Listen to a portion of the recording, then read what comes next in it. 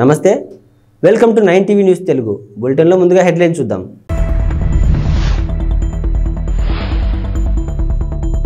వచ్చేసిన AP inter ఫలితాలు ఈసారి కూడా బాలికల టాప్.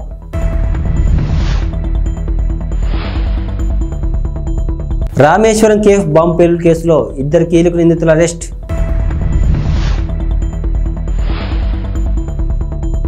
సెంటిమెంట్ కారణంగానే గతంలో కేసీఆర్ గెలిచారు, రేవూరి ప్రకాష్ రెడ్డి.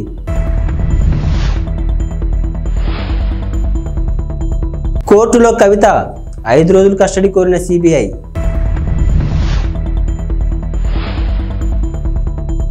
భద్రాద్రిలో 14న శ్రీరామ రక్షా స్తోత్రం ఆవిష్కరణ, నవమి నాడు భక్తులకు పంపిణీ. ఆంధ్రప్రదేశ్లో ఇంటర్మీడియట్ ఫలితాలు కాసేపటి క్రితం వెల్లడయ్యాయి.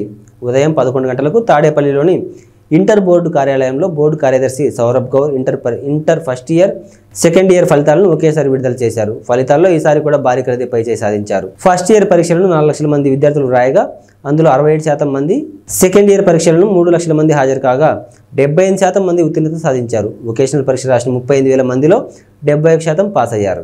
బెంగళూరులోని రామేశ్వరం కేఫ్లో మార్చి 1న పేలుడుకు పాల్పడిన కీలక నిందితుడు ముస్తాబీర్ హుస్సేన్ సాజిబ్ను జాతీయ దర్యాప్తు సంస్థ శుక్రవారం అరెస్టు చేసింది. అతనితో పాటు సూత్రధారి అబ్దుల్ మతీన్ తాహాన్ కూడా ఎన్ఐఏ అదుపులోకి తీసుకుంది.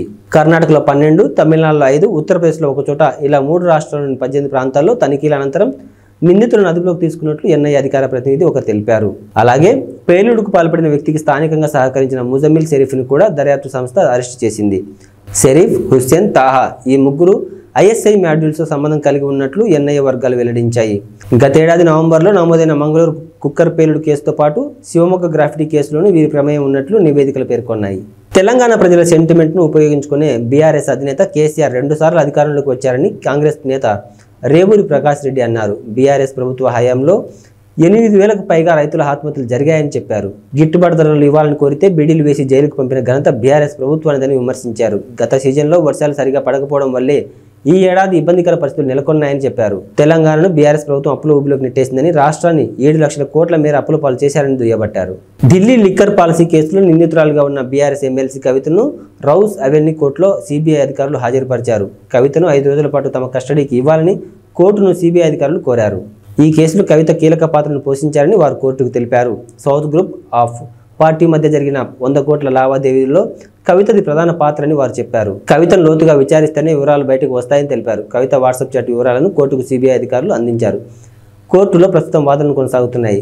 న్యాయమూర్తి కావేరి బవేజా వాదనలు వింటున్నారు. కవితను సిబిఐ కస్టడీ కోర్టు ఇస్తుందా లేదా అనే ఉత్కంఠ నెలకొంది. తెలంగాణలోని ప్రముఖ పుణ్యక్షేత్రమైన భద్రాచలం శ్రీరామనవమి ఉత్సవాల కోసం ముస్తాబవుతుంది.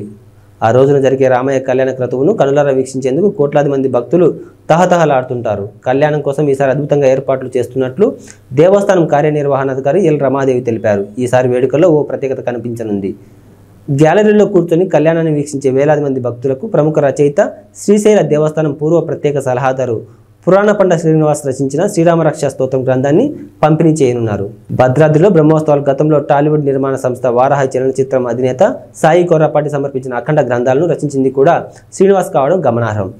ఇక తాజా గ్రంథమైన శ్రీరామ రక్షా స్తోత్రం పుస్తకాన్ని టాలీవుడ్ ప్రముఖ దర్శకుడు ఎస్ఎస్ రాజమౌళి, ఎంఎం కీరవాణి, సాయి కొర్రాపాటి సమర్పిస్తున్నారు. ఈ సందర్భంగా వారికి పురాణ పండ శ్రీనివాస్ కృతజ్ఞతలు తెలిపారు. కాగా ఈ మహిమోపిత శ్రీరామ రక్షా స్తోత్రం గ్రంథాన్ని ఎల్లుండి ఆలయ ఈవో రమాదేవి ఆవిష్కరిస్తారు. ఉండిలో రఘురామకృష్ణంరాజుకు సీటు కేటాయిస్తున్నారన్న ప్రచారంతో అసమ్మతి పెరుగుతుంది.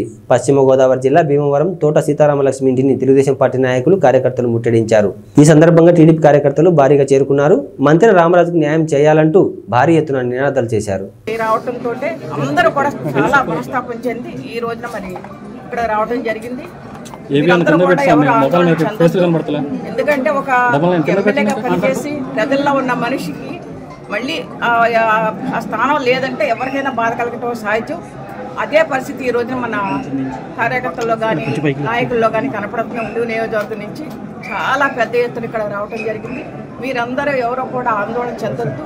తెలుగుదేశం అంటే ఒక కమిట్మెంట్ గల పార్టీ, క్రమశిక్షణ గల పార్టీ. మన జాతీయ అధ్యక్షుడు నారా చంద్రబాబు నాయుడు గారు ప్రతి ఒక్కరికి కూడా న్యాయం చేసే విధంగా మరి అధికారం ఉన్నా లేకపోయినా ఒక పోరాడే మనిషి మన చంద్రబాబు నాయుడు గారు. ఈ విధంగా మరి మీరు ఇచ్చిన రిప్రజెంటేషన్ ఏదైతే ఉందో మీరెవరో అందరూ కూడా ఆందోళన చెంది ఈ విషయం మీద ఎవరైతే ఇబ్బంది పడుతున్నారో ఎన్ని కూడా నేను మన చంద్రబాబు నాయుడు గారి దృష్టికి తీసుకెళ్ళడం జరుగుతుంది. అలాగే మన తప్పనిసరిగా మనకి న్యాయం మేము ఉండి కాన్స్టిట్యున్సీకి న్యాయం జరుగుద్ది అని నేను తప్పనిసరిగా మీకు ఎందుకంటే చంద్రబాబు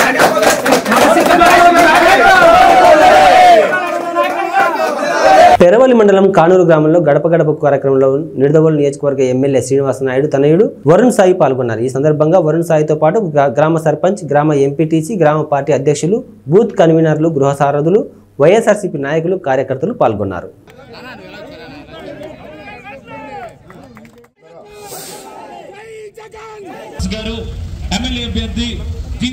ఈరోజు మీ ముందుకి అమ్మా నమస్తే అమ్మా, నేను మన ఎంపీ అభ్యర్థి అమ్మా గూడూరు శ్రీనివాస్ గారు ఇద్దరం కూడా మీ ముందు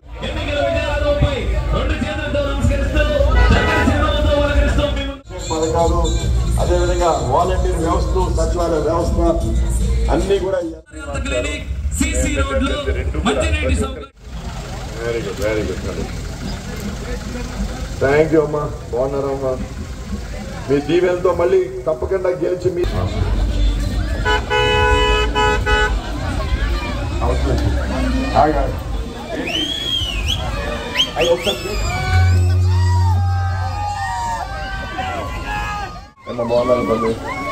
ఎలా ఉన్నారు? ఎంపీ ఎమ్మెల్యేగా గెలిచి వచ్చి ఈ పనులన్నీ పూర్తి చేస్తామమ్మా. అదేవిధంగా ఈ ట్రైన్ కూడా చెప్పడం జరిగింది. అయితే ఒక్కటి గమని, ఒక్కో మనిషికి 2 ఓట్లు ఇస్తారు. ఒకటి ఎంపీది, ఎంపీ ఓటు మొదటి ఓటు వస్తుందమ్మా. రెండోది ఎమ్మెల్యే జగన్ ఓటు ఇస్తారమ్మా, జగన్ ఓటు రెండోది. రెండు కూడా ఫ్యాన్ గుర్తుకు ఓటేసి మన జగన్ గారి ముఖ్యమంత్రి చేసుకుంటాం.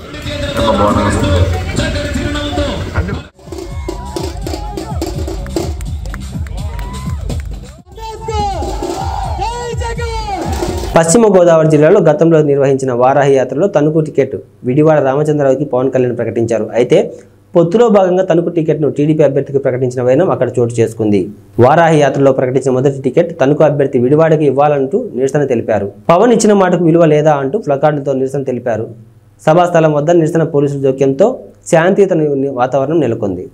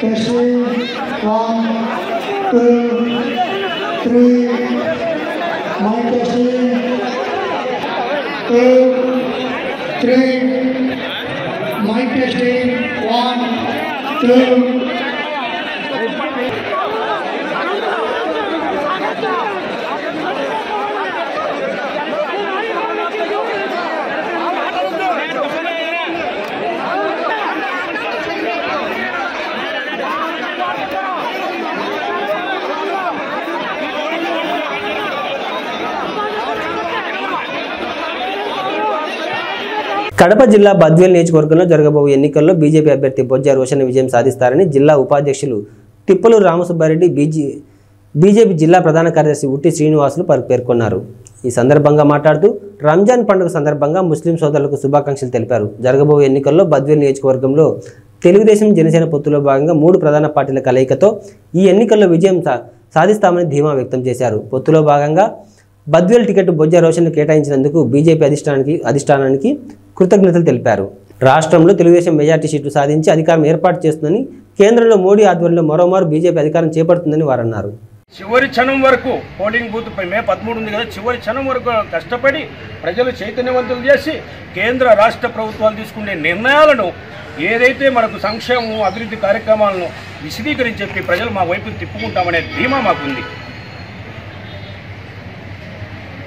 పార్టీలు కూడా కొంచెము భారతీయ జనతా పార్టీకి, జనసేన పార్టీకి కొంచెం సంఖ్యాబలం తక్కువ ఉంది నియోజకవర్గంలో.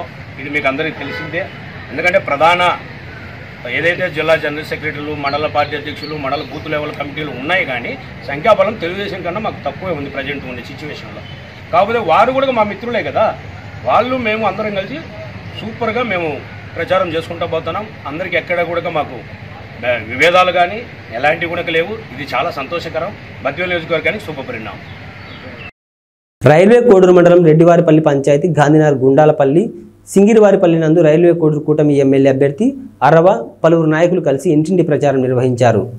ఈ సందర్భంగా ప్రజలకు బాబు పథకాల గురించి క్షుణ్ణంగా వివరించి చెప్పారు. ఈ కార్యక్రమంలో నాయకులు కార్యకర్తలు పాల్గొన్నారు. MP sir Kiran Kumar sir, ఆయన గుర్తు చూసి కమలం గుర్తు. ఈ రెండు మీరు ఓటేస్తే చంద్రబాబు నాయుడు సీఎం అవుతారు. ఆయన వెంటనే మీ ఇంటికి ప్రతి సంవత్సరం 3 సిలిండర్లు ఫ్రీ వస్తాయి. చదువుకున్న పిల్లలు ఉంటే 2 నెలలకు 30,000 వస్తుంది, 3 ఉంటే 45,000 వస్తుంది. పెద్దవాళ్ళు ఎవరైనా ఉన్నారా ఇంట్లో? మీదేనా? మీకు ఆమెకి అక్కకి అయితే ప్రతి నెల 500 రూపాయలు ఆ అకౌంట్లో పడుతుంది ప్రతి మహిళకి. వచ్చేసి గ్లాస్ గుర్తున్నా MP sir Kiran Kumar sir, ఆయన గుర్తు చూసి కమలం గుర్తు. ఈ రెండు మీరు ఓటేస్తే చంద్రబాబు నాయుడు సీఎం అవుతారు. ఆయన వెంటనే మీ ఇంటికి ప్రతి సంవత్సరం 3 సిలిండర్లు ఫ్రీ వస్తాయి. చదువుకున్న పిల్లలు ఉంటే 2 నెలలకు 30,000 వస్తుంది, 3 ఉంటే 45,000 వస్తుంది. పెద్దవాళ్ళు ఎవరైనా ఉన్నారా ఇంట్లో? మీదేనా? మీకు ఆమెకి అక్కకి అయితే ప్రతి నెల 500 రూపాయలు ఆ అకౌంట్లో పడుతుంది ప్రతి మహిళకి. నేను రైల్వే కోర్టు జనసేన అభ్యర్థిగా పోటీ చేశాను. నా గుర్తు చూసి గ్యాస్ గుర్తున్నా. కిరణ్ కుమార్ సార్ ఎంపీగా పోటీ చేశారు. నేను గుర్తు చూసి కమలం గుర్తు. ఈ రెండింటికి ఓటేస్తే మన చంద్రబాబు సీఎం అవుతారు. ఆయన వెంటనే ప్రతి సంవత్సరం మీకు 3 సిలిండర్లు ఫ్రీ వస్తాయి. ఇంట్లో పెద్దవాళ్ళు ఎవరైనా ఉంటే 3,000 పెన్షన్ వస్తాయి. ఎడ్యుకేషన్ చదువుకున్న వాళ్ళ పిల్లలు ఏమైనా ఉంటే ప్రతి సంవత్సరం 5,000 వస్తాయి కదా. ఎంతమంది ఉంటే అంతమందికి 5,000 లెక్కన మీ అకౌంట్లో పట్టాము. తప్పకుండా గ్యాస్ కలిగి కమలం గుర్తు. పాణ్యం నియోజకవర్గం నుండి కల్లూరు శ్రీ చౌడేశ్వరి సుంకులా పరమేశ్వరి అమ్మవారి జాతర సందర్భంగా కల్లూరు రైతు సంఘం ఆధ్వర్యంలో వివిధ ప్రాంతాలకు చెందిన ఎద్దులతో బండలాగుడు పోటీ కార్యక్రమాన్ని నిర్వహించారు. ఈ సందర్భంగా వారు మాట్లాడుతూ ఇది ఒక ఆనవాయితీగా వస్తుందని, ప్రతి సంవత్సరంలాగే ఈ సంవత్సరం కూడా అత్యంత అద్భుతంగా జరుగుతుందని, ఇందుకు సహకరిస్తున్న ప్రతి ఒక్కరికి ప్రత్యేక ధన్యవాదాలు తెలియజేశారు.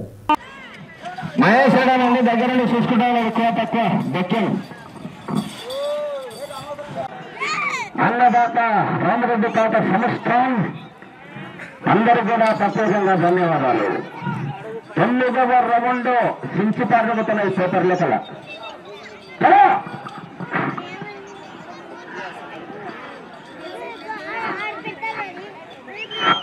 50 మళ్ళీ కిందనే 45 మొత్తం కొట్టాలని పెట్టినాడు. మళ్ళీ 7 వస్తుంది 95 కొట్టాడు స్పాట్.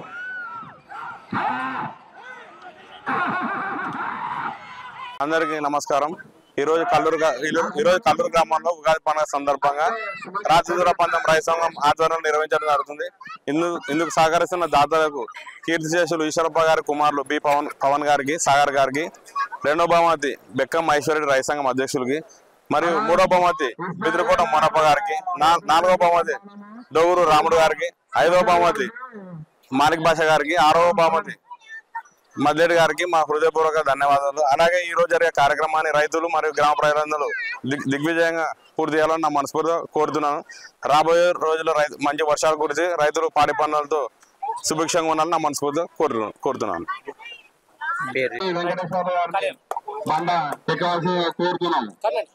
అందరికీ నమస్కారం.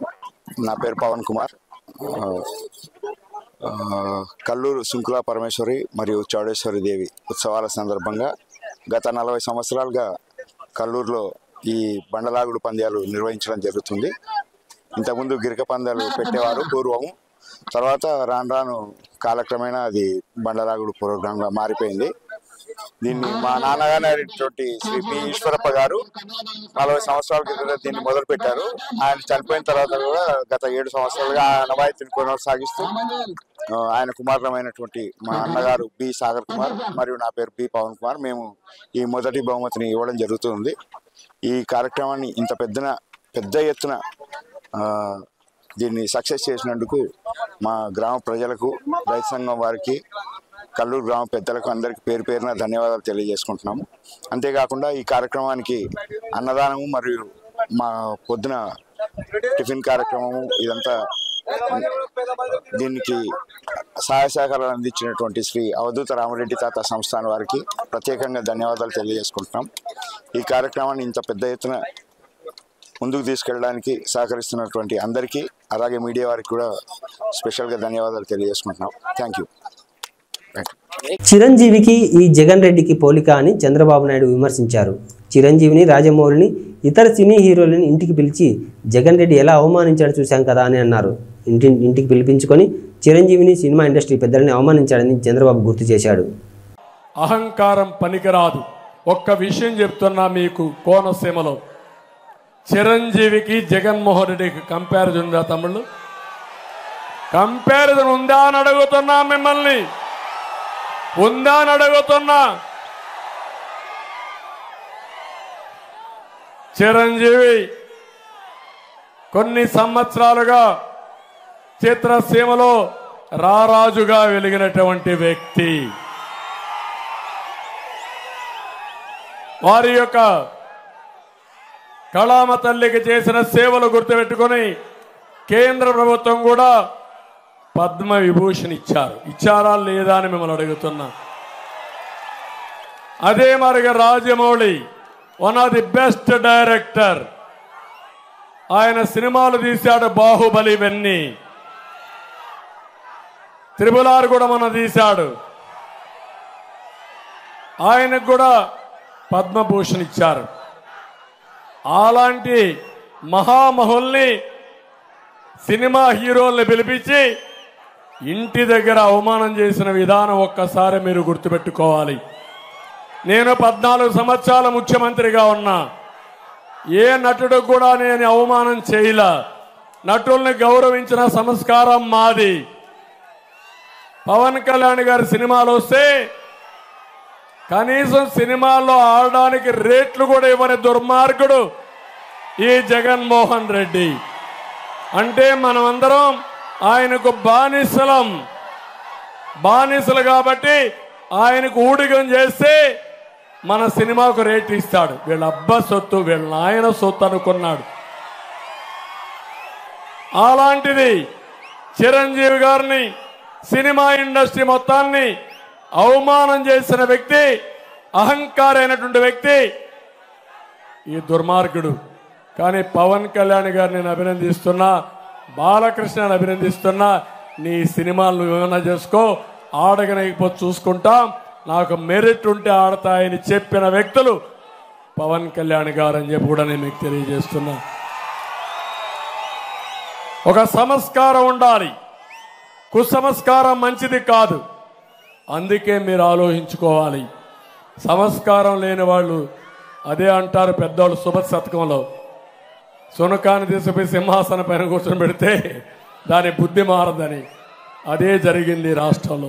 జమ్మికుంట ప్రభుత్వ ఆసుపత్రికి జలుబు చేసిందని, వైద్యులు అందుబాటులో లేరని, నిధులు ఉన్నా నిరుపయోగంగా సౌకర్యాలు ఉన్నాయని, దుర్వినియోగంపై విచారణ జరపాలని డిమాండ్ చేశారు. ఈ సందర్భంగా మాట్లాడుతూ జమ్మికుంట ప్రభుత్వం 30 పడకల సామాజిక ఆరోగ్య కేంద్రాన్ని రోగులకు అదనపు సౌకర్యాల దృష్ట్యా గతంలో ఆధునీకరించడం జరిగిందన్నారు. ఇక్కడకు దూర ప్రాంతాల నుండి ఎక్కువగా వస్తుంటారని, అధికారుల పర్యవేక్షణ లోపం మరియు వైద్యుల నిర్లక్ష్యం కారణంగా ఇక్కడ పూర్తిస్థాయి వైద్య సేవలు, సౌకర్యాలు అందుబాటులో లేక రోగులు మరియు వారి బంధువులు ఇబ్బందులు పడుతున్నారని అన్నారు.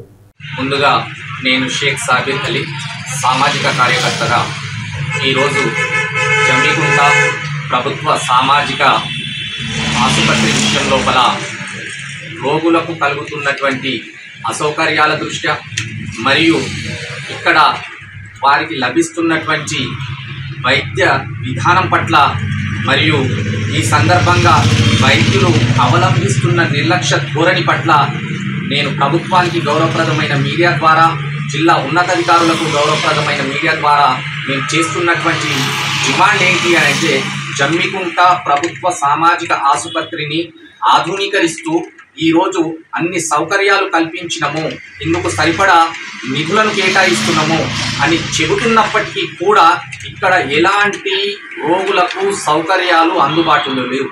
మరీ ప్రధానంగా వైద్యులు అన్ని వేళలా అందుబాటులో ఉండడం కోసము వారికి క్వార్టర్స్ నిర్మించినా కూడా వైద్యులు అందులో విధుల్లో ఉండి కూడా లేకపోవని కారణంగా ఈరోజు అత్యవసర వైద్యం కోసము ఇతర ప్రాంతాలకు వెళ్లాల్సినటువంటి పరిస్థితి ఉంది.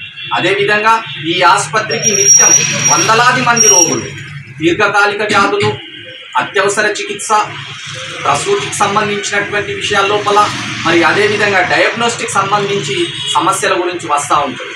కానీ ఇక్కడ పూర్తి స్థాయి వైద్యం అందుబాటులో లేదు. దీనికి సంబంధించి గతం లోపల ఉన్నతాధికారుల దృష్టికి తీసుకుపోవడం జరిగింది. మరి అదేవిధంగా ఇక్కడ సరైనటువంటి మార్చురీ నిర్వహణ లేదు. పోస్ట్ మార్టం గదిని కనీసము వినియోగించడానికి వీలులేని రీతిలో ఉపయోగిస్తున్నటువంటి తరుణం లోపల పోస్ట్ మార్టం నిర్వహించడానికి కూడా సరైనటువంటి వైద్యులు అందుబాటులో లేక ఆసుపత్రి బాయ్స్ డ్రెస్సింగ్ బాయ్స్ పైన ఆధారపడాల్సినటువంటి దుస్థితి.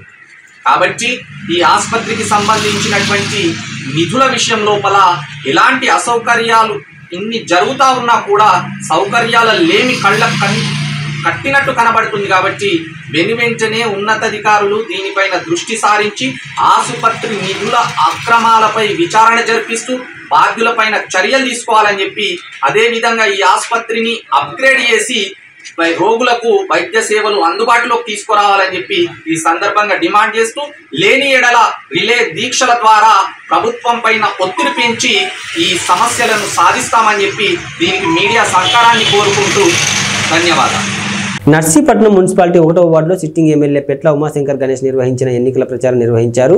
ఈ సందర్భంగా అడుగడుగున హారతులు పడుతూ పూల వర్షం కురిపిస్తూ అపూర్వ స్వాగతం పలికారు. పెద్ద సంఖ్యలో వార్డు ప్రజలు ఎమ్మెల్యే గణేష్ వెంట నడిచారు. ప్రతి ఇంటి ముందుకు వైసీపీ అభ్యర్థి గణేష్ వెళ్లి ప్రజలను వచ్చే ఎన్నికల్లో గెలిపించమని అభ్యర్థించారు. తన గెలుపుకు సహకరించమని కరపత్రాలను పంపిణీ చేశారు. వచ్చే ఎన్నికల్లో తనను మరోసారి ఎమ్మెల్యే గెలిపిస్తే నియోజకవర్గం అభివృద్ధికి మరింత కృషి పాటుపడతానన్నారు. కార్యక్రమంలో నాయకులు పాల్గొన్నారు.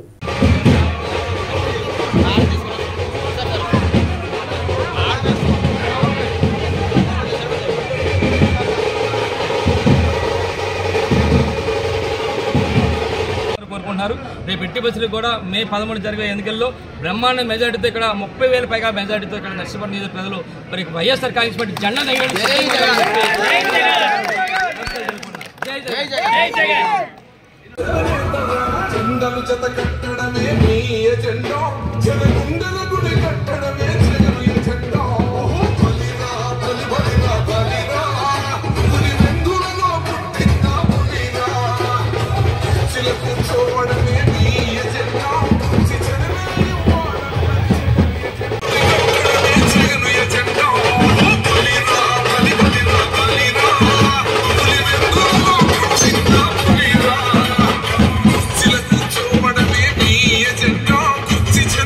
చూసాం. నిన్న 4వ వార్డులో తిరిగాం, రాత్రి 10 గంటల వరకు తిరిగాం.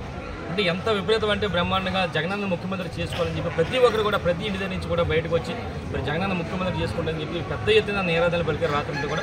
అదేవిధంగా ఇప్పుడు ఉదయం నుంచి కూడా 1వ వార్డులో కూడా మరి బ్రహ్మాండంగా చేస్తాం. ఎందుకంటే ఈరోజు చూస్తే ఈ వార్డులో మరి గత తెలుగుదేశం ప్రభుత్వంలో చేయలేని రోడ్లన్నీ కూడా ఈరోజు బ్రహ్మాండం రోడ్లు కూడా ఇక్కడ వేసాం.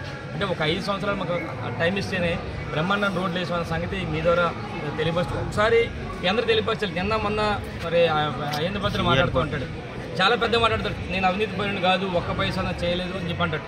ఈరోజు ఆయన అవినీతి పరుడా కాదని చెప్పి ఈరోజు మన నర్సీపట్నం నియోజకవర్గం కాదు రాష్ట్ర వ్యాప్తంగా ప్రజాస్వామ్యం చేసి కొన్ని వందల కోట్ల రూపాయలు తెలుగుదేశం పార్టీ హయాంలో మరి తెలుగుదేశం ప్రభుత్వంలో మంత్రిగా చేసి కొన్ని వందల కోట్ల రూపాయలు ఒక 200 ఎకరాల రిసార్ట్స్ కానీ 100 ఎకరాల బినామీలు కానీ కొన్ని పెద్ద పెద్ద బిల్డింగ్స్ కానీ ఇలాగా ఎన్నో వందల కోట్ల రూపాయలు ఆస్తిపరుడు. ఈరోజు నిన్న కూడా చెప్పాను నేను 1994లో అందరూ డబ్బులు కూడి ఒక జీప్ ఇస్తే ఈరోజు ప్రతి ఇంటికి కూడా జీప్ ఇచ్చే పరిస్థితి అయిన పద్ధతికి వచ్చిందని చెప్పి నిన్న కూడా చెప్పడం జరిగింది.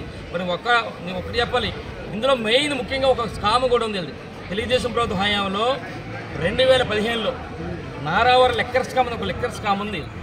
ఇదేంటంటే తెలుగుదేశం ప్రభుత్వ హయాంలో అసలు ఎక్సైజ్ పాలసీనే మార్చేసి ఈయనకి ఒక విశాఖ డెస్టిలరీస్ అని చెప్పి ఒక మందుల ఫ్యాక్టరీ ఉంది. మందు ఫ్యాక్టరీ అంటే అక్కడి నుంచి మందు తయారయ్యి మరి బీర్లు ఫ్యాక్టరీకి వెళ్తుంటుంది అక్కడ పందిరిపాలెంలో. మరి ఆ రోజు 5 సంవత్సరాల కాలంలో సుమారుగా 1300 కోట్ల రూపాయలు మన రాష్ట్ర ప్రభుత్వానికి నష్టం తెలిసే విధంగా చంద్రబాబు నాయుడు ఈయనకి మరి కొంతమందికి మరి ఈ విధంగా చేసి సుమారుగా 100 కోట్ల రూపాయలు ఆ రోజు దోపిడీ చేసిన దోపిడీ దొంగ ఈ అయ్యన్న పద్ధతి అని చెప్పి సందర్భంగా తెలియపరుస్తాను. అంటే ఇలాంటి స్కాములు చేసి పెద్ద చేసి ఈరోజు పెద్ద కబుర్లు చెప్తుంటే మాకు చాలా సిగ్గేస్తుంది. నువ్వు అలాగొచ్చి నీ కొడుకు నీ మరుగుజ్జు కొడుకు మరీ మాట్లాడతాను. నీకు ఒకటే చెప్తాను, అయ్యన్న పద్ధతి కానీ నీ మరుగుజ్జు కొడుకు కానీ చెప్పేది ఏంటంటే మీరు ఎన్ని చెప్పినా సరే ఈరోజు రాష్ట్ర ప్రజలు కానీ ముఖ్యంగా నర్సీపట్నం ప్రజలు నమ్మే పరిస్థితులు లేరు. మీరు ఎన్ని దోపిడీలు చేశారో, ఎన్ని దౌర్జన్యాలు చేశారో, ఎన్ని రౌడీలు చేశారో ఈ రాష్ట్ర ప్రజలు కానీ ముఖ్యంగా నర్సీపట్నం ప్రజలందరూ కూడా చేసు. మీరు ఎన్ని పొర్లి దండాలు పెట్టినా సరే అలా దండాలు పెట్టుకుంటూ అల్లిపోటు పోవాలి తప్ప ఇక్కడ నర్సీపట్నం ప్రజలు మరి రేపు బట్టలు తీసి కొట్టే పరిస్థితి మీ ఇద్దరికి కూడా అక్కడ అయ్యన్న పద్ధతి కానీ వాళ్ళ కొడుకు మరుగుజ్జు పద్ధతి కూడా వస్తుందని చెప్పి సందర్భం తెలియపరుస్తూ ఇవి బులెటిన్ విశేషాలు. మరో బులెటిన్లో మళ్ళీ కలుద్దాం. అంతవరకు సెలవు. నమస్తే.